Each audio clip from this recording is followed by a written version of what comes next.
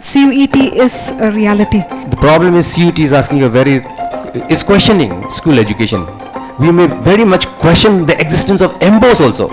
So when you talk about preparedness from the government, we are very much prepared for handling even the CUET exam. It's just a question of infrastructure now. You need proper infrastructure. Education is a societal challenge. Society as a whole will have to come together. Education, it should be made accessible, easily accessible to all the students. There should be a proper policy that the government should come up with. This edition of the Campus Talk will be on, like Ms. Darling had mentioned earlier, will be on Meghalaya's preparedness for common entrance, university entrance tests. So in today's discussion, we will be deliberating at length the different challenges that Meghalaya faces from time to time in implementing any new system, especially in this, the new system of enrollment.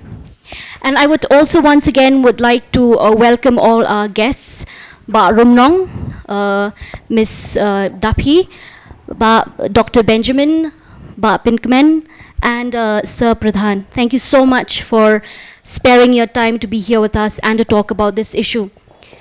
So as we all know and as we all aware that Meghalaya and Nagaland are the two northeastern states that have been exempted for the third time this year from the CUET. Of course, this exemption provides an immediate relief to over 30,000 students in a state who are anxious of appearing for the CUET. But then, with exemption, this exemption helps mitigate this problem. But then there is a potential downside because the student ultimately have to appear for CUET one way or the other. Now, but then the question is, are we prepared? Are we as a state prepared to have for the students to appear for these national entrance exams? So this panel discussion today will be divided into 4 sessions. The first session, we will try to talk about the assessment of Meghalaya educational preparedness, then the challenges in competitive exam preparation, the role of stakeholders and proposed solution, and of course, we will be analyzing the pros and cons of CUET. So I would like to direct the first question to Ba Rumnong. Ba Rumnong, as per the Ministry of Education, the performance grading index, we've seen that Meghalaya's performance in as far as education is concerned is very dismal. So as a layman or as a common man, if we look at the performance, the dismal performance of the state, it appears that there's something wrong with the education department. Don't you agree? When I look at the topic on the national level entrance examinations, looking at the numbers, when you say we could not deny the fact that the numbers really indicate that we lacked very much as a state. But we cannot look from the absolute numbers. We have to look at how we have been evolving through ages into this level. So when you talk about that, it appears always that government is not taking any initiatives. So in order to enlighten the panelists and all the students who are here, I would like to inform you that the education scenario has changed from time to time. If you remember, because I'll be talking this in the context of the national level entrance test. When you look at the 1990s and the early 20s, we normally do not have much of the national level entrance test for admissions except for IIT JEE and for that also for admission into the prestigious institutions like the IITs or the medical entrance examinations into the reputed medical institutions. But slowly, Government of India has made it mandatory. So what we have done from the side of the government also, it was in the, and many of our students, in fact, they did appear for IIT JEE, they did appear for the medical entrance exam, but they find it difficult to tackle or to address the problems of these question papers. The reason is that we found out that the core content, the course content in our syllabus is not at par with those of those entrance exams because they are based on CBSE courses and the textbook use NCERT. So we have been fighting for that, and at that point of time I was a teacher also, I teach chemistry. So we are very happy that at that point of time in the year 2012, government has adopted NCERT textbook for science, class 12 science. And we could really see that after 2 years of introducing this NCERT textbook, many of our students Not very much. Many of our students, they have been able to clear IIT JEE and the other medical entrance examinations. And as to say is that sometimes there should be pointers also from the institutions. Like that time when we were having the science forum, we indicate the government that we are teaching and the students lack in these areas. So now again, after in the CUET exam, you will see that many of this, I think many of you also have seen in the social media, many of the science students appeared for chemistry, physics, they say they don't have problem with CUET. But art students, they are having problem with CUET. The reason here being again, that the embossed syllabus for arts is not at par with that of the national level because they are not following the NCERT. So government has adopted the NCERT textbooks this year even for art stream. So these initiatives, I think in the long run, it will help our students to achieve to be more prepared for appearing for such kind of entrance examinations. Thank you, So- Pa. I think the introduction of any new system obviously is faced with different challenges, like the NCERT textbook that you mentioned. Of course, there were various complaints from several quarters about the delay in preparing the submitting the course and everything. But that's a discussion for another day. So my next question is for Dr. Benjamin. Dr. Benjamin, on the 15th of May this year, we saw a very unfortunate event in NEHU where, not enough seats were provided for the students. So we know that NEHU has played a major role in not only improving the system, but at the same time in producing these well-educated individuals. But over the years, it seems as if NEHU has not been able to catch up with other central universities. So what are the different challenges and difficulties that NEHU face at present? Thank you, Kong Iban. When we look at the education scenario as far as NEHU is concerned, first of all, I'll talk about the very unfortunate event which unfolded on the 15th of May this year, where we all saw in the news and in social media, and we were all very stressed out, to tell you frankly, because things really did go very wrong. From the side of the university also, we recognized that, and when we did sort of analysis, a sort of a discussion on why and where did things go wrong, the basic issue was this lack of coordination between the testing agency and Northeastern Hill University, and also with the state government. There was no coordination at all, and information was passed at the very last moment, and information was not clear, and many things which have to be done as far as preparing for these type of exams is concerned. Clear instructions were not there, and from the side of the university also, I think we failed very badly on that particular day. Basically, I think as a university, we have to take a share of the blame without doubt, because we were a center, but we have to work closely now as far as the coordination is concerned for future exams, like not only CUET, any examination for that matter, because we saw problems with NEET also. Yes. At some of the centers in Jowai, even that issue was there, even NEET, so we had a number of issues there. So these problems are there, and actually they are happening in many centers in many parts of the country. As far as NEHU, not the second part, not catching up with other universities, I think as a university we are trying our level best, but certain issues are there which we have to work out, and one of the things that we have been trying to do for the last 2-3 years is the implementation of NEP. So again, like you said just now, whenever we implement something new, a lot of problems will always be there, which we hope that in due course of time we will be able to streamline everything. Madam Principal is also here. She is very much aware of the problems regarding the VTCs and the MDCs and the SECs. So many ECs are there now under NEP, and we understand the challenges that we face, not only as colleges but also as a university. We are trying to streamline everything. Hopefully in due course of time we'll be able to improve things, and as a central university we'll be able to come up again. Thank you, Pa. Since we're still talking about NEHU, I'm just going to ask you this question. As per your assessment, because you've written a couple of articles, as per your assessment, how would you rate the performance of a student in Meghalaya and that of the national trend?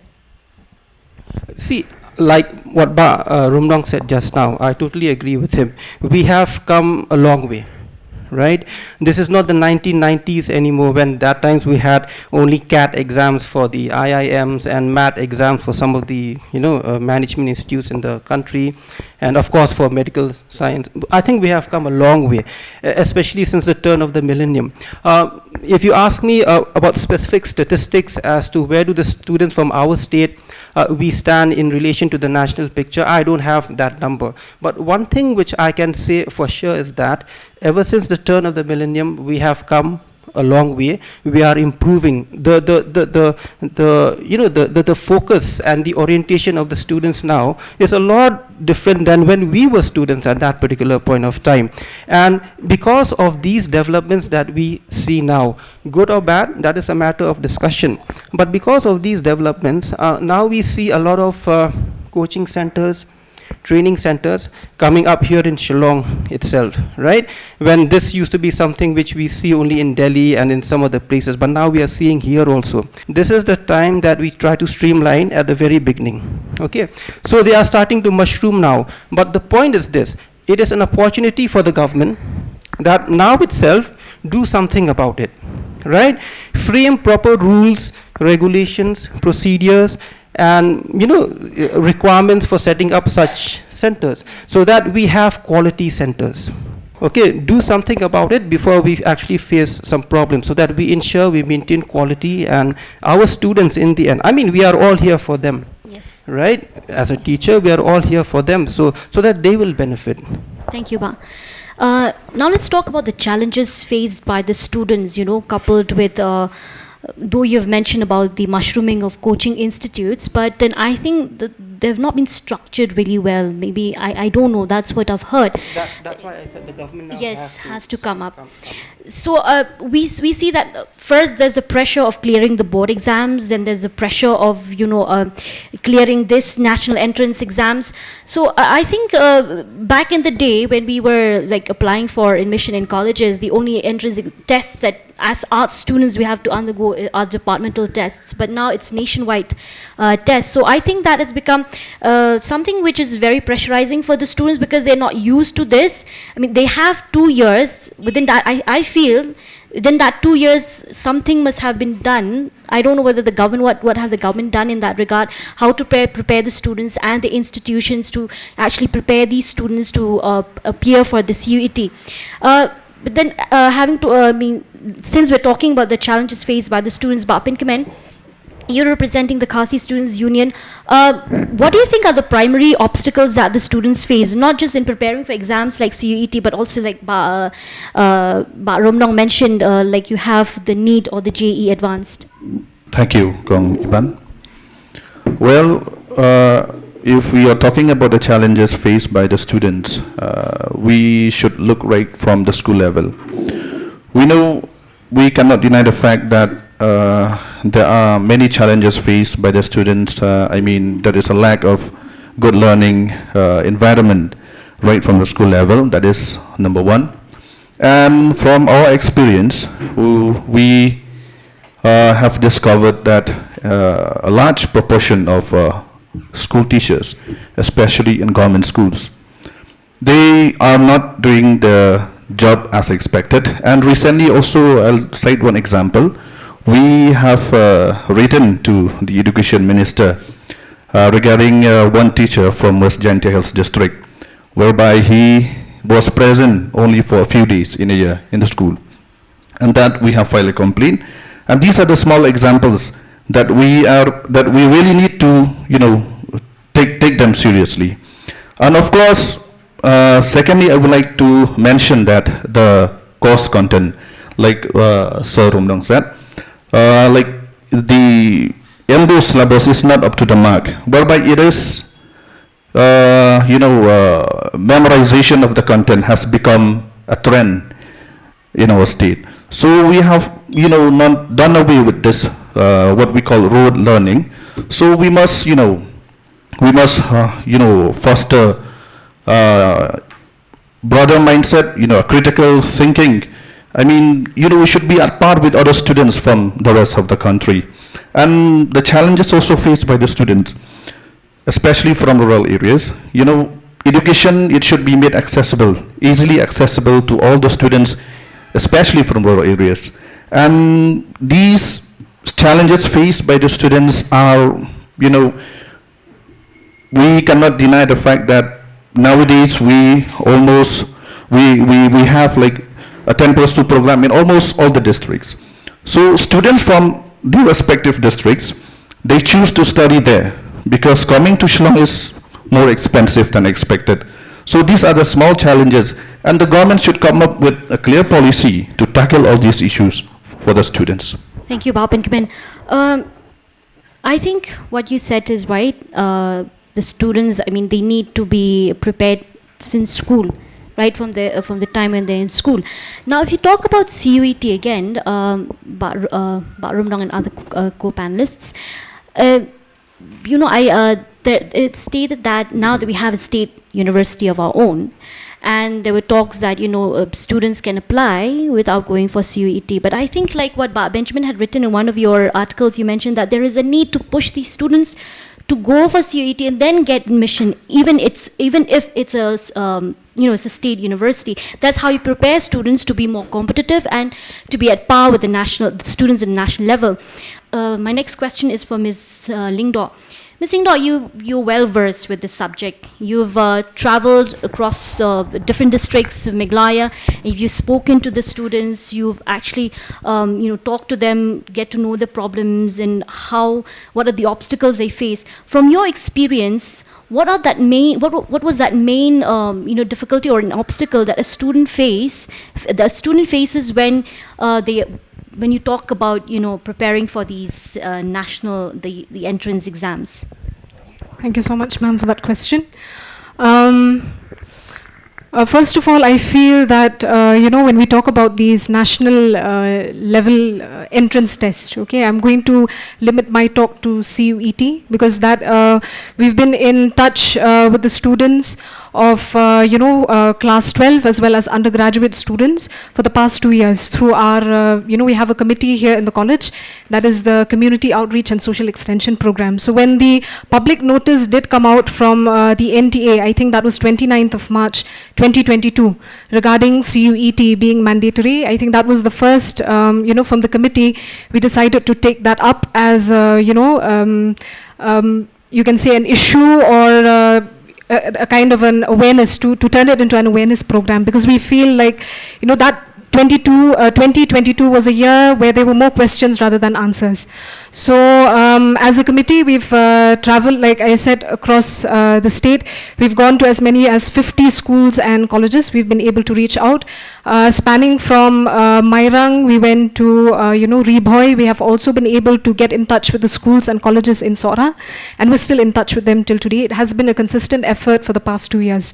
So when you talk of the challenges, I feel that it is multifold. It is not just one. So the first thing that when we had gone to these various schools and colleges, we realized that there was a lack of awareness. I think awareness, orientation programs, workshops is definitely something that we need to do more, so that students are at least aware. And there's a very popular saying that says that knowledge is the antidote to fear, and I think this is absolutely on point when we talk about CUET, because when we had gone for these awareness programs, you can see that at the beginning of the program and towards the end, you can see that the change in the expression of the students, because for them, to be honest, when we had gone in 2022 also, you'll see that to them CUET is a huge concrete block that seems impossible to overcome. or to do anything about. But then when the awareness were given, it's, we also had hands-on workshops. So as, as the workshops had progressed, you would be able to see that we were able to dismantle, I think, those doubts brick by brick and bring in more clarity. So I think lack of awareness is definitely one thing. We need to bring in more awareness programs. That is number one.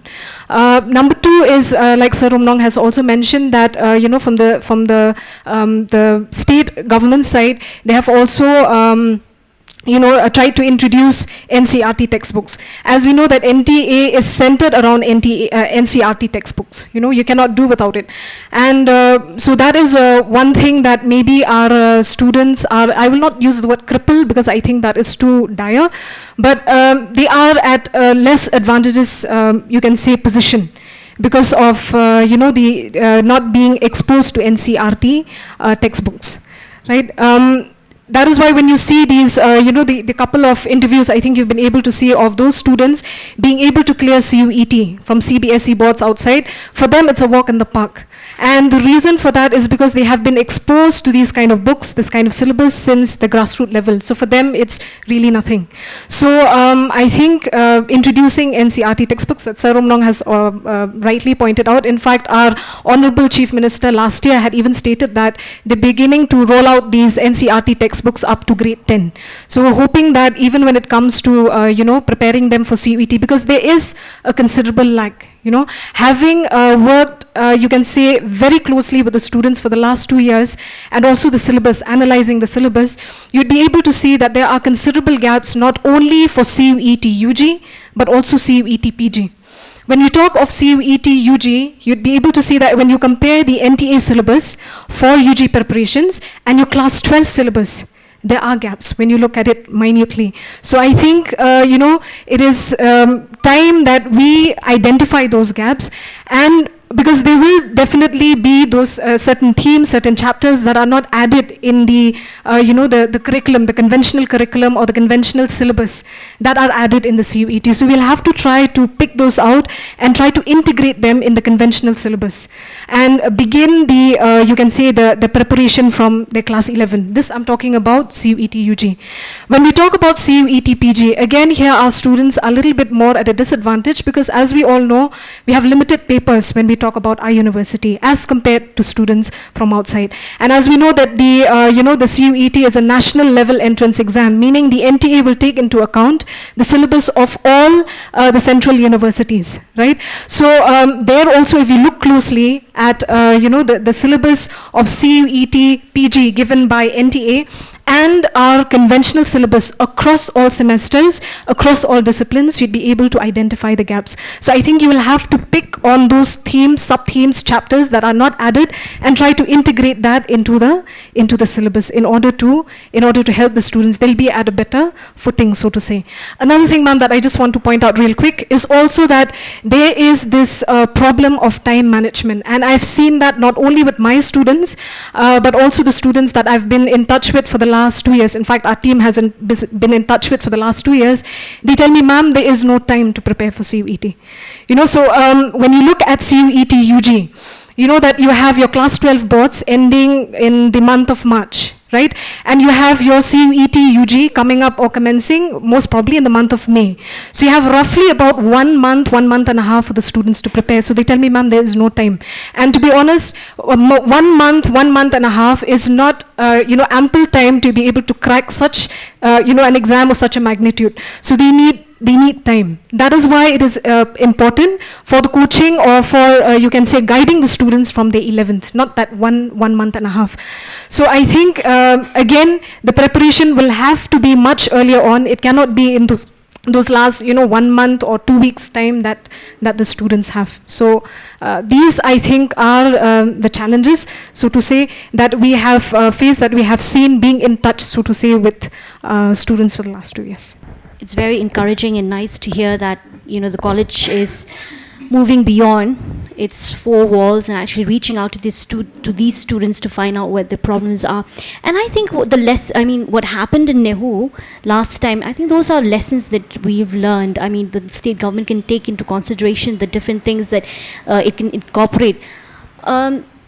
Now, whenever there is a problem, obviously we have to come up with a solution. And we need a collaborative solution. We need a cooperation from all stakeholders. And yes, a student's hard work and dedication is one very important factor, but we must not forget the parents and the teachers and the institute's contribution in this regard as well. So, Professor Pradhan, this question is for you. We are aware that Meghalaya does not have any structured program, so to say, to actually cater to the needs of the student at present when it comes to preparation for CUET and other national entrance exams.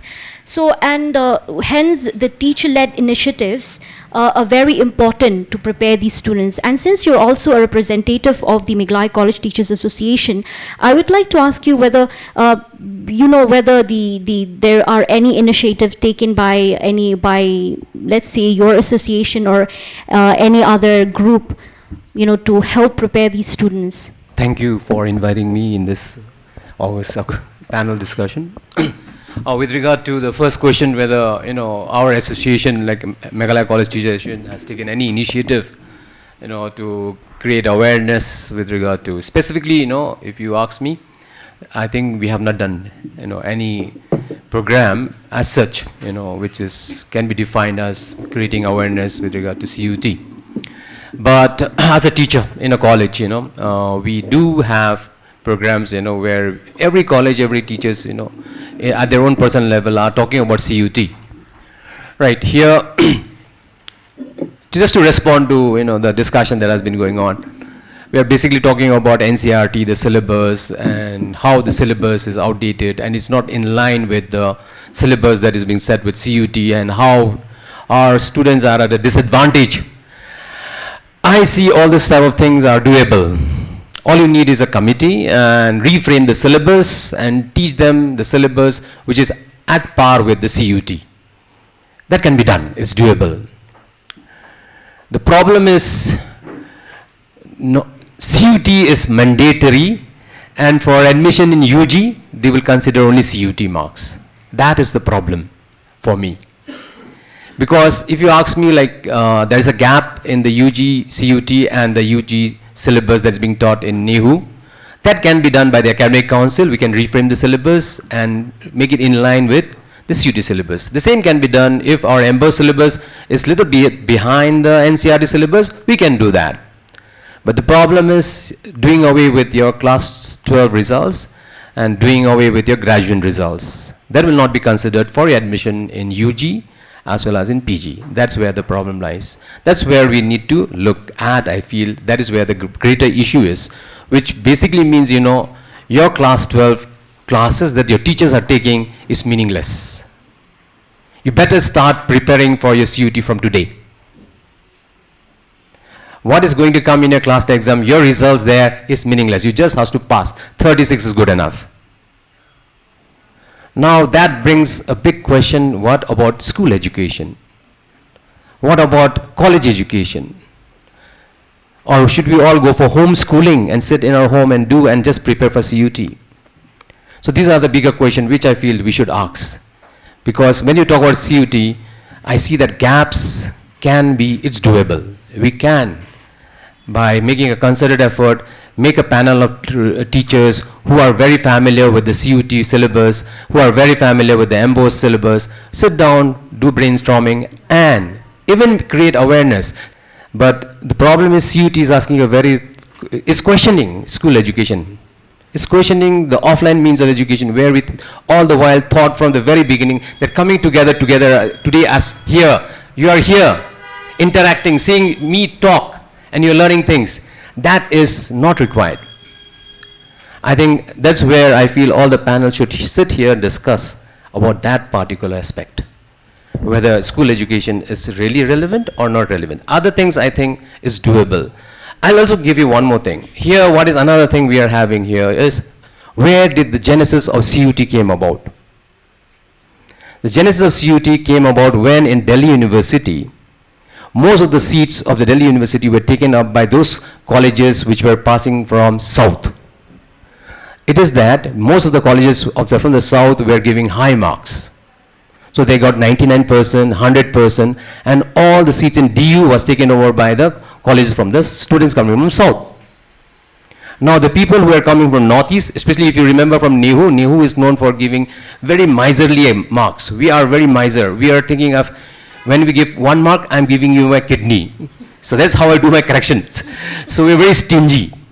So our students were not getting. So same is the case with Central India also. They had that problem. So many people were only getting from the south. So there was a lot of hue and cry that different boards have got different sets of evaluation, scales. How can we uniform it? So we have the CBSE, we have the ICS, but we do have the state board also. What to do? So in order to take care of that, to bring about equality, they introduced CUT, where a common exam will be conducted for all the class 12 students across the country. But in that process, they feel that school education is also important. Now, at present, CUT is mandatory and only CUT score is being taken to give you admission in undergraduate and PG in most of the central university and some of the private universities also. When we say that NCRT or CBSE, we want to have basically one syllabus for this entire big diverse country.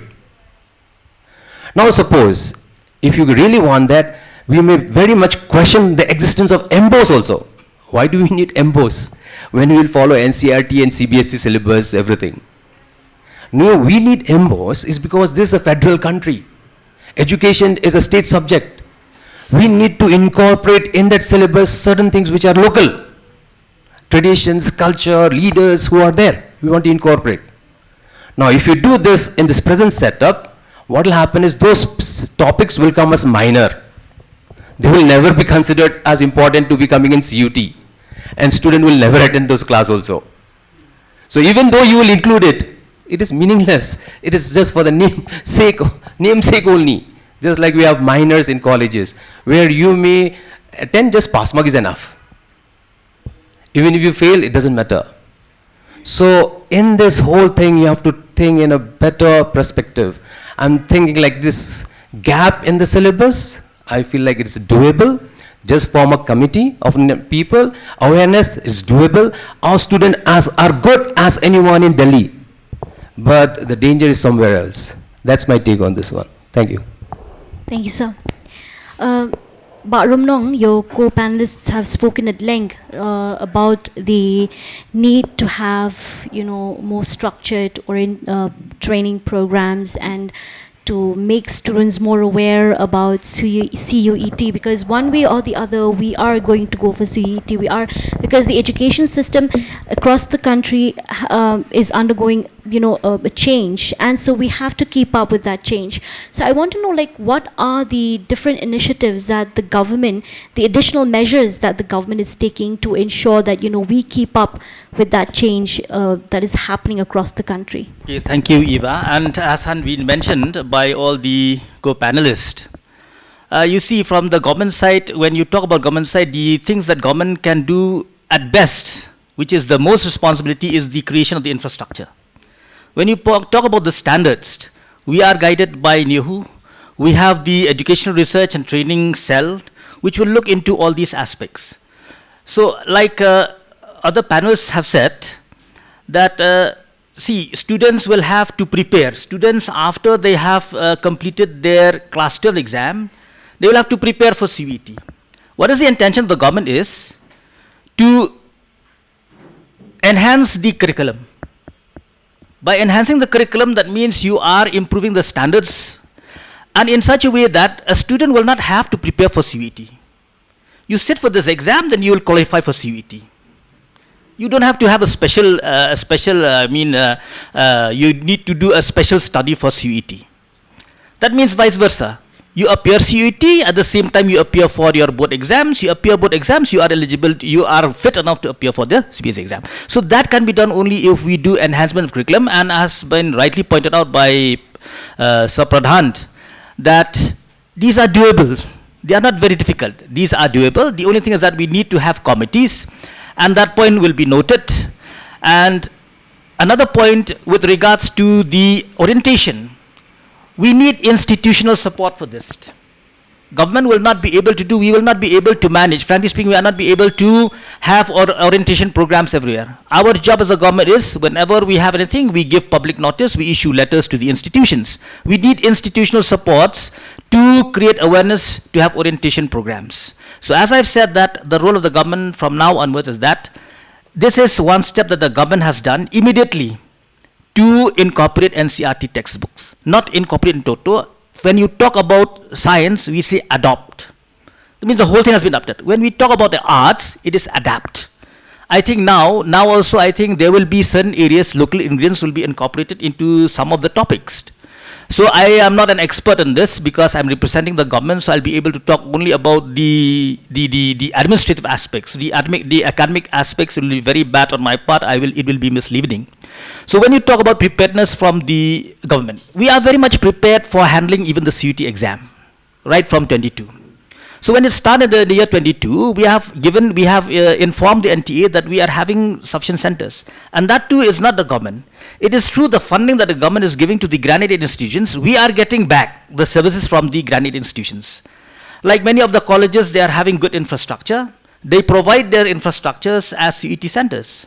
But the problem is that when we send the intimation to NTA finally 2-3 days before the exam, they change the centers.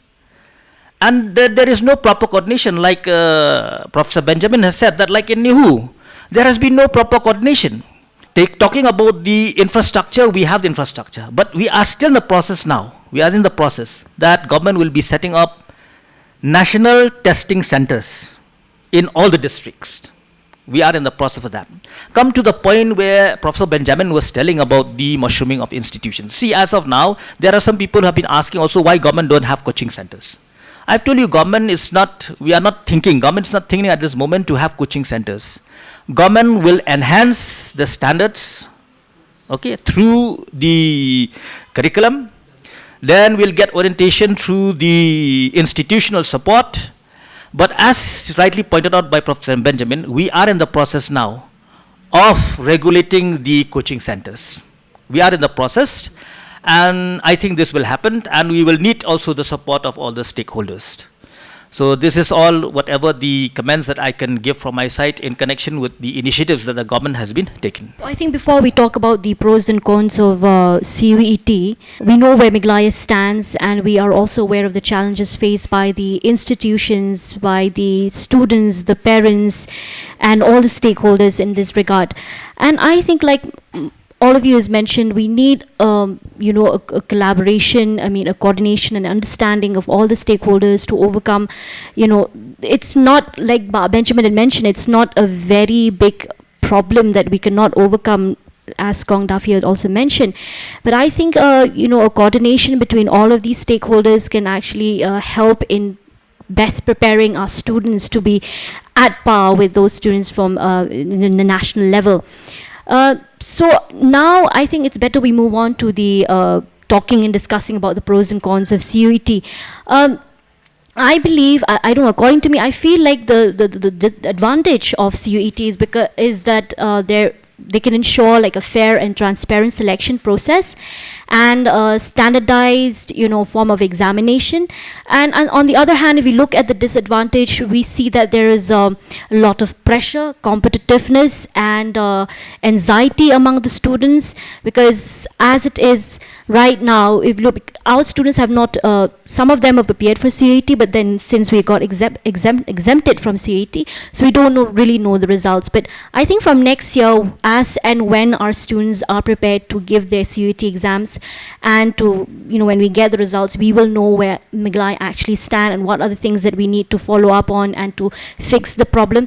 But as it is right now, I feel like, there's too much pressure, because most people make it sound that way, that CUET is a big deal and you have to really crack it, and it's a national level examination. So from that point, if we look at it, there's more of an anxiety problem. There's stress and the sense of competitiveness is very high in this regard. So I would like each and every one of you to, if you have any points, if you can, make it briefly yet accurately, if you can discuss the points. We can start with Rumnong. What the pros and cons of CUET. See, talking about whatever you have mentioned, It brings CUT will bring about transparency in the admission process. That is one more thing. And as Professor Pradhan has mentioned, that why it has come up, its inception is because of the fact that many of the students from the southern states are getting admission in JNU and Delhi University, where the marking system is very high in those states. So therefore, there will be a transparency, standardization of the examination. That means genuine students will get the opportunity to apply in the reputed institutions. Then when you talk about that, it is a pressure on the students. Again, these are doable things. As I have told you, if we enhance our curriculum, same thing, institutional supports are there. Students will understand now that they don't have to break the wall, like Madam Daffy has mentioned, but it will be a walk in the park for them for appearing for the CUET exams. So that's why I'm telling, if you enhance the curriculum, students will appear for class 12 exam from MBOS. The same manner, they will have the same kind of feeling if they have to appear for CUET exams. So therefore, the orientation, sensitization, see this fear psychosis that have been instilled in the mind of people. You rightly said, media and every other people, they talk many things about CUET. Any new changes comes, we have that always that perception. Whenever new things come, it's always difficult for us to do. But as rightly point out, and Daffy, she has already done the first-hand study about this matter, and she have seen that I think after you have done the orientation and consultation, your students are in a better position and they have got more confidence, for which they will be able to do well in their CUET exams also. So this is all from my side. Ms. Daffy, one of the advantages of CUET is equal opportunity. It's mentioned that, because it's a standardized form of, examination, students can appear be it from the urban or the rural center, from any regions or any background, they're given equal opportunity to appear for these tests. But then if you look at the other hand, students who are, well off, being brought up in an urban center where they have all the facilities and all the guidance they need, they are more inclined to, to crack the examination. However, the same may not be said, for these students in the rural, from a rural background. So how would we, cater to this problem? How do we? I think that's a very pertinent question, in fact. So when we had gone and given the, the awareness programs, like I said, these are hands-on workshops that we had given for the past, I think 5 months, I think the last year, and it has been a consistent exercise, till last year and even till this year as well. One thing, like you said, there is disparity, so to say, when we talk about resources that are available for students in the rural areas and also the urban areas. That is definitely there, there's no denying the fact. So I think one way by which maybe the state government could also look into are the TPCs. We have what is known as the test practice centers, and NTA I think has already put that in one of their clauses, so to say, when they, every year when they issue the information bulletin for CUET, that is one of the clauses, to have as many TPCs as possible. So this in a way will definitely be advantages for the students, especially from the rural setup, because most of these students, when we had gone to Sora, some of them don't even own a smartphone, or some of them have not even seen a computer in their lives, to be honest. And we're talking of a CBT test, we're talking of a computer-based test. So talking about the fear psychosis that you have rightly mentioned, Sir Rumnong has also mentioned that there is this fear, there's always fear of the unknown, right? So the more we familiarize our students, on the various aspects of CUET, and the more we get them comfortable with the exams, then that problem will definitely be solved. So TPCs, the role of TPCs is basically because with TPCs will also come free online mock tests for the students. So the more mock tests that they, that they practice, the more they will be comfortable, the more they will be confident to sit on the screen real time when they have to do the examinations. So TPCs, as you can see, can be, you can have TPCs with an MOU that you can sign with NTA. The only thing that is needed is infrastructure. You need 30 laptops or computers with really good LAN or Wi-Fi network, and that way you can, a college or institution can sign or can have an MOU with NTA. So of course this is definitely on the side of, I think from the side of the government, where especially in the rural areas where we can help them out. But we should also not take for granted that students in urban areas are, because we say that they're tech savvy, they know what to do, they know, leave them be, let them handle it on their own because they know better, right? I think that is another major misconception. I think this whole venture is new. It's not really new for the students, it's new for the teachers as well, right? So I think we need to bring in all stakeholders, put our heads together, and I think it is a consistent hand-holding process. We'll need to guide our students throughout. So. Thank you, ma'am. Earlier, Mr. Sir Pradhan had mentioned about the overemphasis that's being laid on CUET. Now, if you think about it, Dr. Benjamin, if you think about how people are really giving importance to CUET, it looks like at the end of the day, your CUET score is what matters the most. So would this mean that you are overshadowing the achievement of the student or student's profile, their extracurriculum activity and all of that? Let us find a common ground now between what we have been talking about so far. I think that we can do something like this. I don't know whether, because education is also a state subject, right? So what we can do when we try to find a common ground is we can give weightages to your class 12 marks, your bachelor's marks, and the CUET marks that you score. Let's say a 50-50 or even a 60-40 or even a 70-30, right? So that we don't do away with the marks that they score at the higher secondary and the bachelor's level. I think this is one of the things that we can look into. Let's say we go for 50-50. So when we try for admissions, when the student tries for admissions, so 50% weightage for your CUET score, right? And 50% weightage for the percentage that you scored in your higher secondary and in your bachelor's degree if you're trying for PG courses. I think this is one of the areas which we can look how far it would be possible. That we'll have to discuss, because then I think the state government will have to take concurrence of the central government, because this has come from there, from the Ministry of Education. It has come from the central government. But this is one of the areas which maybe we can discuss.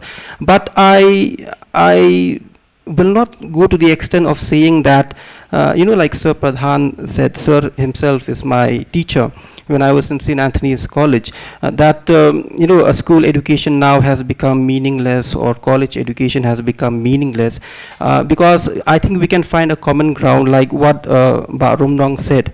When you prepare for your class 12 exams, you're also preparing for your CUET, and when you're doing your bachelor's, this is where, as of now, NEHU still comes in, then you also prepare for your CUET. So we just have to sit together, put our heads down, maybe for 6-7 months, 1 year, and try to work out a structure, an entire framework which will be useful for the students. We have to look at things in a different way. Like Sir Pradhan said, we are as good as anyone. All right, it's just that we need to have this sort of a mindset that I can compete, I can do it, this is doable. Okay, it's just a question of infrastructure now. You need proper infrastructure, especially like Kong Dapi said, especially in the villages, in our rural areas. We need proper infrastructure. Our state government, has had 2 full years to prepare for CUET. Let's not even count the first year. All right, I'm not even counting the first year. Let's count only 2 years, 2 full years. I think we should learn many things from these experiences of the last 2 years. And let's prepare nicely, Rumnong is here, let's prepare nicely for the next 2 years. So that by the year 2026, 2027, okay, we will be perfectly placed to handle these type of issues. And when I say that, I don't only mean the state government. I look at my own university also. We will have to prepare. Education is a societal challenge. Society as a whole will have to come together, right from the kitchen, right to the boardroom. It is a societal challenge. As a society, as a community, we have to have sort of a different mindset. See, most of the things that I'm saying, that I say all the time, I think students will be like, he's talking too much, he's like over the top and looking too far. But I think we have to start somewhere. So this is the societal thing which I always look at all the time. Maybe it will help, maybe it will not, but I think in the long run, we will see some good fruits which will come out of this. Thank you, Dr. Benjamin. I think you really, well said. I mean, we actually need a societal movement to change the entire mindset of the people of our state. Now, Pinkaman, there is this one question that everybody has been asking. They say, like, because this CUET is to ensure you get admission into central universities. In case a student doesn't get through, they would have no other option but to apply for private university, which means they have to pay exorbitant fees to get admission. So if that's the case, what about the people who cannot afford to pay that kind of money to get education? Well, like I said, there should be a proper policy that the government should come up with. And like I agree with what Rumdong has said. Like if the students, if they are appearing for the class 12 examination, if they are appearing for this class 12 examination, they should feel like they are appearing for the CUET as well. And if the government is serious enough to improve its infrastructure in all the districts, I don't think there will be any problem for any student to clear this examination. So, but I don't see any seriousness from the side of the government. Like this is what I have witnessed in the statement made by the education minister himself. He said that, okay, from next year this state university will be approved by the UGC, so we don't need CUET anymore. So those colleges, if they are affiliated with the state university, then we don't need to appear for CUET as well. So instead of solving the problem, it seems like we are trying to run away from it. So this is very serious, and we should be very, very serious. And to all our dear students, we should be, it is high time for us to think differently, to take this as a challenge. Because like we say in Kasi, Don kama habla tan kasuk. So we have to take things as a challenge, and we should make sure that we overcome this challenge. Thank you. Thank you, sir. Sir Pradhan, one of the advantages of CUET is the unified admission process. It provides for a single examination for entry into multiple central universities. Now, if you remember clearly, when they first introduced the national education policy as well, they said that because the national education policy is bereft of, discussions, threadbare discussion with all stakeholders, it cannot be, it's not possible for the same policy to be applied in all the states of the country because we are a diverse country. Do you think the same can be said for the CUET as well? Okay, before I take this question, I'd just like to say, with regard to the pros and cons of CUET, the first thing that we started with, with regard to the pros, that is the advantage that I see. I have been, helping very many students in the colleges to fill up the form with the CUET. And when you check the list, the checklist, the university where you like to take admission, most of them take Delhi University, then Banaras Hindu University, then Baba Ambedkar University, then Karnataka University. Now these were the very students who till yesterday never thought beyond NEHU. They thought NEHU is the limit. The moment they saw CUET is giving them the options of more than 200 university, they thought it is doable. I can study in St. Stephen College, maybe political science, maybe appear my civil service exam. It opens up new door. Like you are on a DU now, Delhi University. I'm on the same level playing ground. So that shackle, that that ceiling, glass ceiling that was there, it was broken. That I saw. That is the positive that I could take out, from this particular exam that has been for PG. Now, as far as the cons is concerned, the cons are concerned. One I have already said, with regard to how the be-all and end-all CUET things that is coming in, and how it is, not so good for school education as well as college education, the normal conventional way that we impart. That was the first disadvantage. But here, if I want to talk about, the economics here, the CUET comes with the money. It's a NTA which was established in 2017, It's, if you look at the home page of the NTA, you'll see it's a self-reliant. That means self-financing. The salaries of those employees of NTA are generated by your tuition fees. So they have to charge some fees. So for the general, it is 1,000. For the OBC, it's 900. For the STs, it is 800 rupees for 3 papers. You can apply for maximum of 6 papers. For each additional papers, you'll have to pay 340 rupees. Apart from that, that day of exam, you'll have to come from the village and stay in a hotel here. And of course, before all of these, you should have a smartphone in your hand. Now, if this is not a disadvantage, then what is disadvantage? I don't understand. So that is the biggest disadvantage that I see, when you say CUT. If you really think it's important and all our students should make it free. Now coming back to the question, what was it? I've really lost track of it. Unified admission process, making everything like the way they said, one policy, one examination, entrance test. Yeah, this is, as I've said in the very beginning, India is a very big country, diverse, every kilometer, language changes, habit changes. Now you want to have one system which will fit all in the entire country. It is a pipe dream. This is never going to happen now. But nevertheless, we cannot do away with it. The basic structure should be same. The basic structure should be same. It should not be tampered with. So we have got the NEP, which talk about multidisciplinary courses, which talk about 5 plus 3 plus 3 plus 4 system instead of 10 plus 2 system, which is very good. So the basic structure should not be tampered with.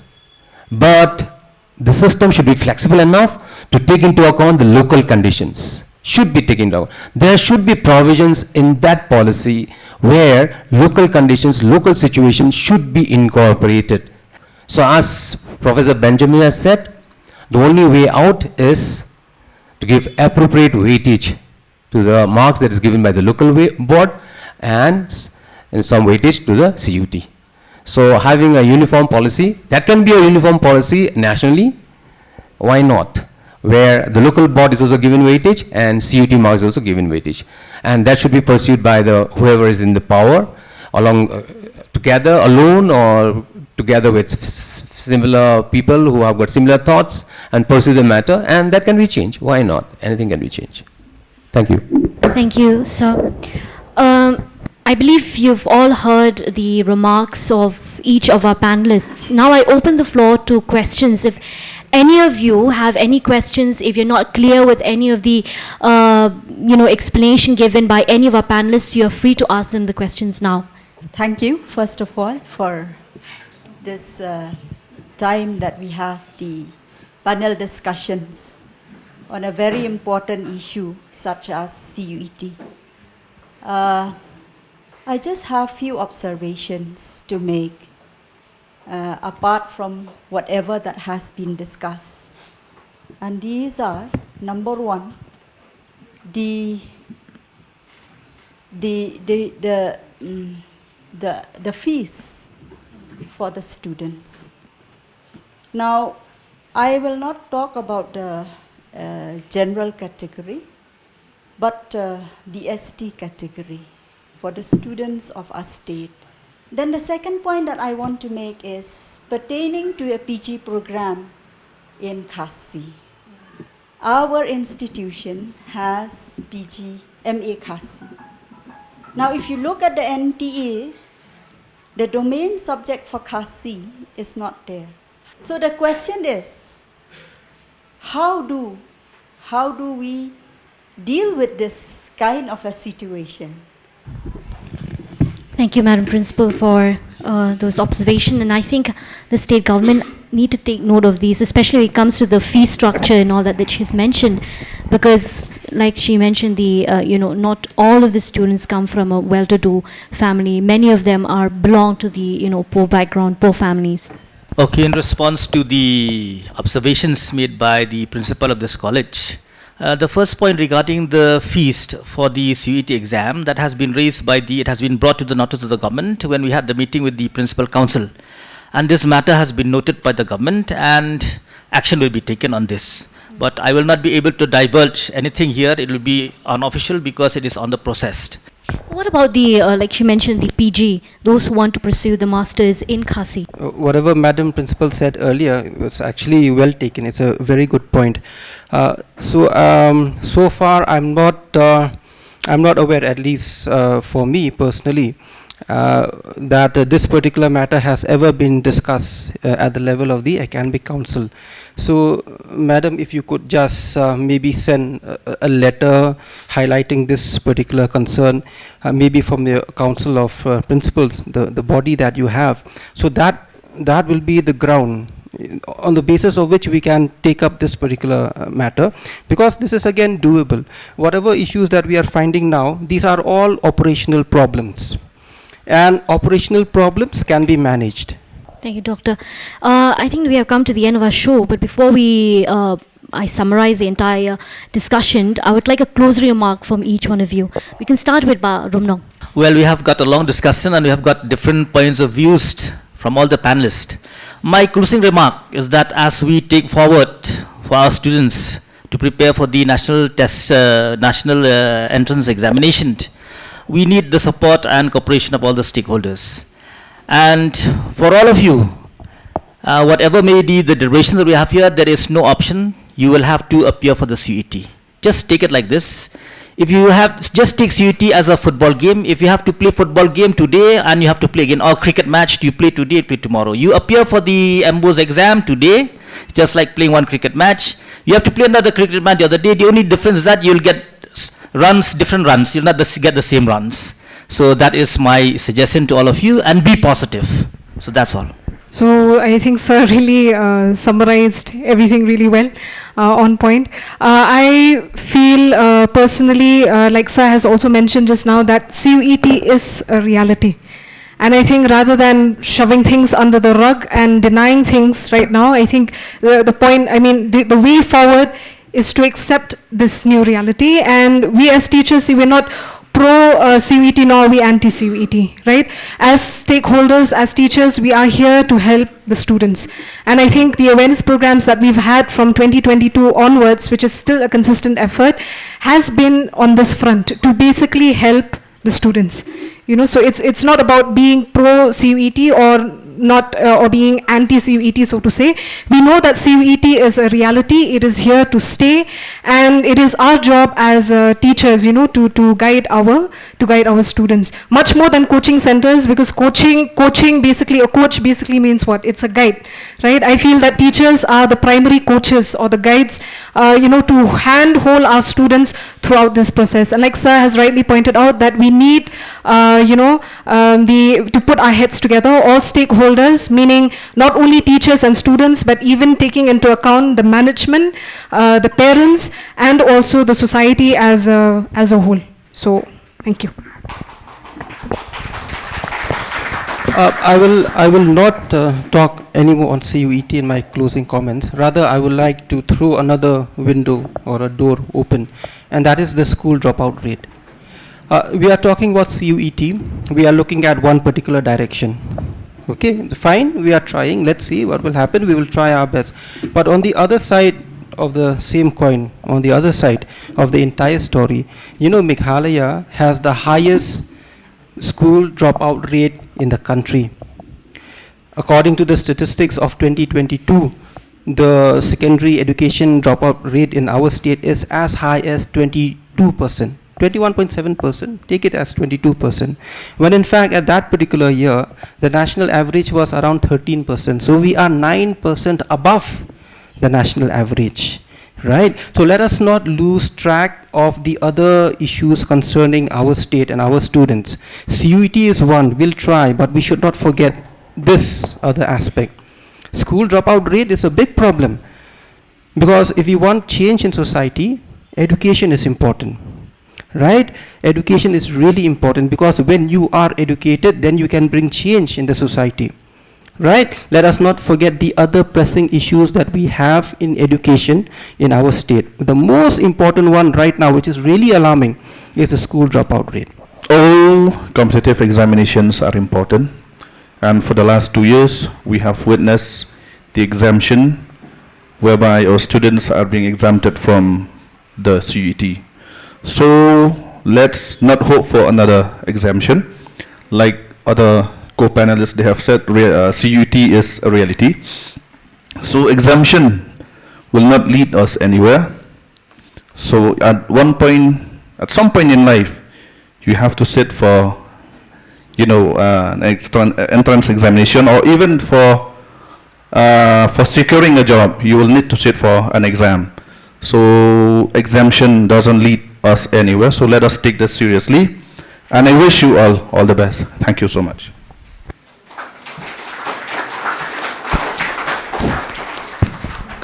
As a closing remark, CUT,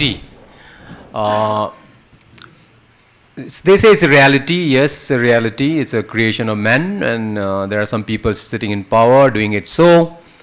There is always chances of scope for, in a democratic setup, for amendments. So I still have a hope, right census will prevail. And yes, we have CUT. It has got many advantages, like with regard to transparency, uniformity of admission process. That is there. Okay, we do appreciate that. But having said and done that, more has to be done with regard to, whereby it shouldn't be a very lopsided field whereby the low income group people will always be having an uphill task, and those people who are better placed, especially the economically better off, they may have an advantage over it. If the system is tilted toward that, I think necessary amendments has to be made in the act or in the CUT by the NTA or the powers that be, so that it will be a level playing field for all our students, irrespective of their economic background or geographically developed state or underdeveloped state. It should be a level playing ground. You cannot place our student to compete with us. I'll take example from football. Lajong cannot play with Bayern Munich or Manchester City. Let's be very clear, our player cannot. That's just different dressing rooms. So I just hope the CUT would be played in a very level playing field in future. Thank you.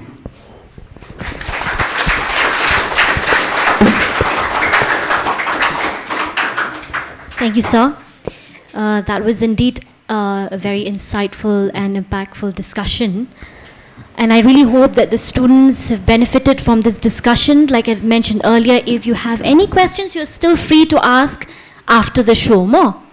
Or you can send us through your principal, you can send us letters, or maybe you can send emails to any of the panelists if you have any doubts or queries. Earlier, Madam Duffy, she cited one adage saying that knowledge is the only antidote to fear. But Dr. Benjamin had earlier in his closing remark mentioned that while CUET is another topic, now we have to look at the dropout rate as well. So, which only points to the fact that education is very, very important. So, from the discussion, we can all summarize that from Ba Rumnong, we learned that the government is coming up with different initiatives.